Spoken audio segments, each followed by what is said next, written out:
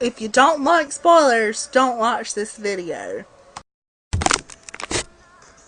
Hey y'all, it's Ashton. Um, okay, my last video I said I was gonna start doing like movie reviews and whatnot, and so here we go.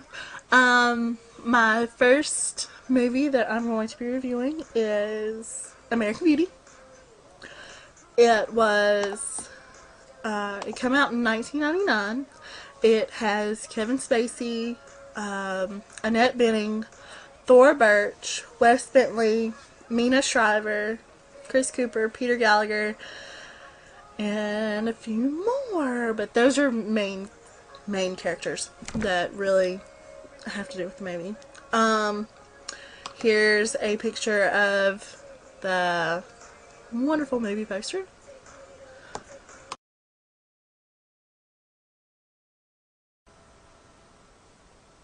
So as I was saying, since we're gonna do that here, I was gonna give a little bit of the storyline. Essentially, Kevin Spacey plays Lester Burnham, I think that's how you said his name, and his wife, played by Annette Bening, is Carolyn.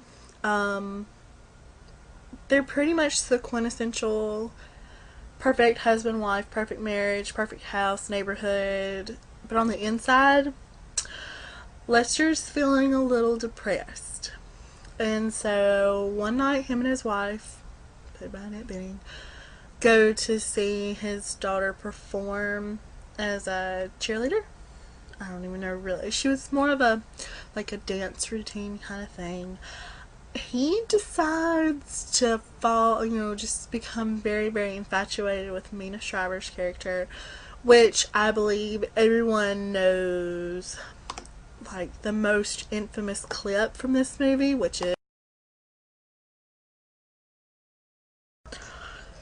So yeah, that's Marina, whatever her name is. I cannot remember. I think I said Shriver first, and I think that's wrong, but whatever. I'll put an annotation on how to spell her name. Well, he becomes absolutely enamored with her, and like I said, that's probably one of the most infamous things is her laying in the rose petals. So after becoming infatuated with her, he decides that he's going to go through his midlife crisis, and he wants to be happy. So what does he do? He decides to quit his job. He starts working out. Pretty much all he does is sit around and smoke pot all day. And to actually keep himself from being poor, he he pretty much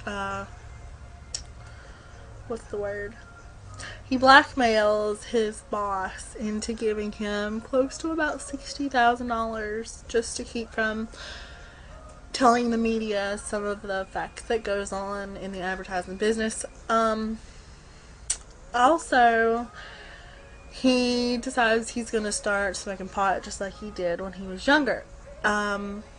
Which, in fact, his new drug dealer happens to be his next door neighbor, who is about his daughter's age, which is played by Wes Bentley. His name is Ricky Fitz. Ricky is the son of a very strict Marine colonel, and who is very, very, very homophobic. And so he starts buying drugs from him, and his wife decides she's going to start sleeping around with Peter Gallagher's character, and he's also a real estate agent. So after Kevin Spacey's character quits his job and decides he's in his midlife crisis, he starts working at a fast food place because he wants the job with the least responsibilities possible, just because he's decided he's going to be happy and he's going to do what makes him happy. So after that, Ricky Fitz, Wes Bentley's character, and Jane, Kevin Spacey's daughter, start dating. And I think most people have seen this. I think it's in Not Another Teen Movie. It makes fun of like the plastic bag in the wind scene. This is where this came from, because he was showing her his most beautiful thing he's ever filmed. And a scene that really sticks out to me is like the dinner scene where Kevin Spacey, pretty much in his manly glory, decides he's going to pretty much make it known that he's going to do what makes him happy and he doesn't really care what his family thinks. So later on in the movie, Ricky's dad, the Colonel, starts to suspect that he's homosexual. And I'm talking about Kevin Spacey's character, who obviously is not, because throughout the whole movie, all he does is fantasize about Mina, whatever her name is.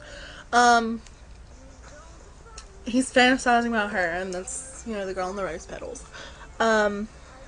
Well, push comes to shove, Ricky Fitt's dad, the Colonel, decides that, or he thinks that his son is actually sleeping with Kevin Spacey's character, just because he sees him buying pot from him and he still thinks that his son's not on drugs. Pretty much he's in denial. And so he sees Kevin Spacey giving him money. Well, all of a sudden he thinks that his son is pimping himself out for money, and that's how he's making all his money, when it's not. It's from him pretty much selling all these drugs.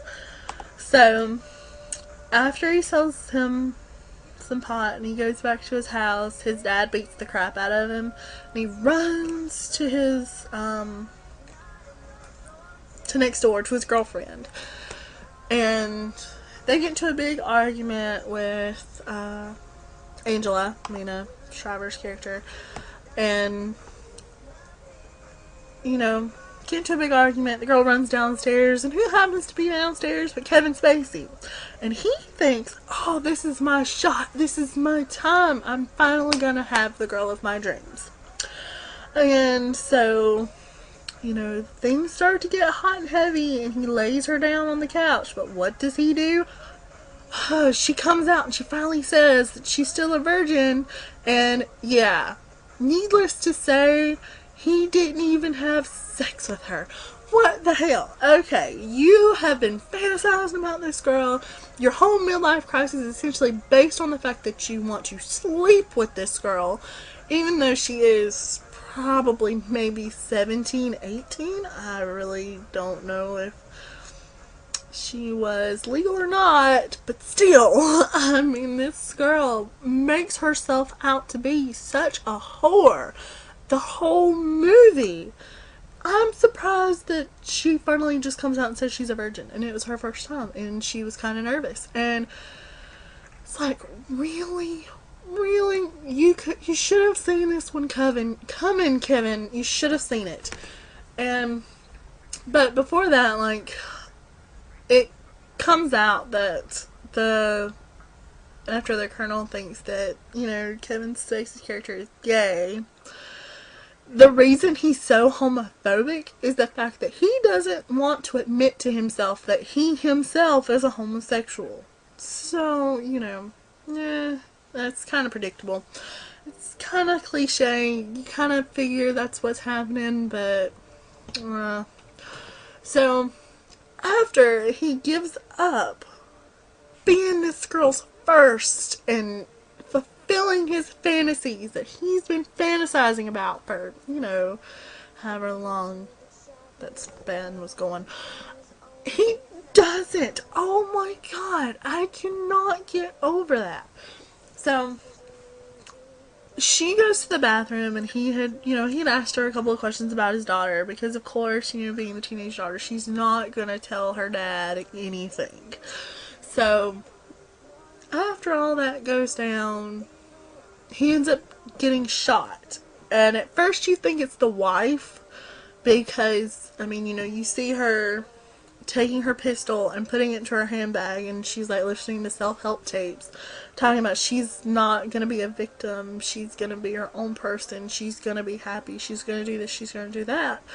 And you know, he's sitting there looking at a picture of his daughter, and all of a sudden he gets shot in the back of the head. So yeah, you'd think it's the wife too.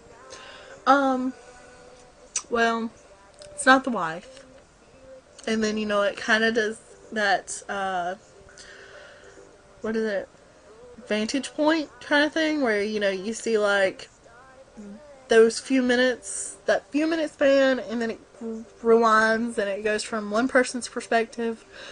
So it goes from like the daughter and the boyfriend's perspective, you know, of them walking down the stairs and the boyfriend pretty much being creepy as all get out and kind of, and just,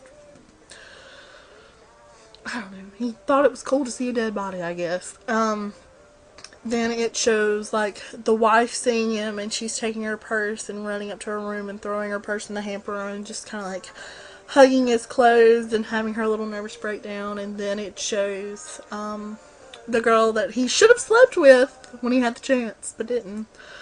He you know, it shows her, you know, in the bathroom and looking in the mirror and fixing her hair, and then she runs out, and then it shows the military man, and then you see that his shirt's all bloody and he's running into his house. So, you know, it kind of comes out that he was the killer. And then Kevin Spacey kind of does his little narration talking about the fact that when you die, he didn't really see his life flash before his eyes, but one particular moment from when he was younger, and he saw that, you know, really nothing else mattered other than being happy. And I feel that's essentially what the movie was about. It was about, you shouldn't do something you're not happy with. Just don't wait till you decide to have a midlife crisis to do so. You should be happy your whole life and do what you want and get what you want. And yeah. Overall, I would give it maybe a 9 out of 10. It's shot very well. I personally really liked it. Other than the fact that he didn't go through with sleeping with her, and that's kind of the point of why he decided to have his midlife crisis, and that really didn't make sense to me. I mean, I understand he was trying to do the right thing and not be the poor girl's first, but if she wants to, you know, to make herself look like a whore, then I feel I would have the right to make her a whore. That's just my personal opinion. I would definitely say watch this movie. I think my next movie that I'm going to do, I'm not exactly sure if I want to do this one or not. I'm thinking either Hugo Pool or Flight of the Phoenix. It's kind of a toss-up. I think I'll leave a bulletin next week on which one I'm going to do. Hell, if I really want to, I guess I could do both. So, that's it. Leave comments, messages, video responses on what you think. Tell me if you like this movie, if you've watched it. If you don't like it, tell me why. I would love to hear some responses. Guess I'll talk to y'all later. Bye.